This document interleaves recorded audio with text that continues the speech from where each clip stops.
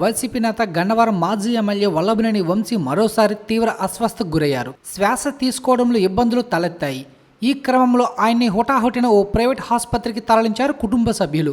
వైద్యులు ప్రస్తుతం ఆయనకు చికిత్స అందిస్తున్నారు.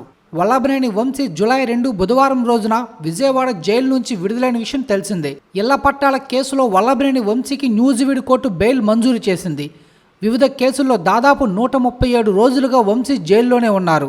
వల్లభనేని వంశీ విడుదల నేపథ్యంలో ఆయనకు స్వాగతం పలికేందుకు ఆయన సతీమణి పంకజశ్రీ, వైఎస్ఆర్సీపీ కృష్ణా జిల్లా అధ్యక్షుడు పేర్ని నాని, ఎమ్మెల్సీ తలశీల రఘురాం, మాజీ ఎమ్మెల్యేలు సింహాద్రి రమేష్, కైలే అనిల్, పెనమలూరు నియోజకవర్గం ఇన్ఛార్జ్ దేవభక్తుని చక్రవర్తులతో పాటు వైఎస్ఆర్సీపీ శ్రేణులు, వంశీ అభిమానులు వచ్చారు.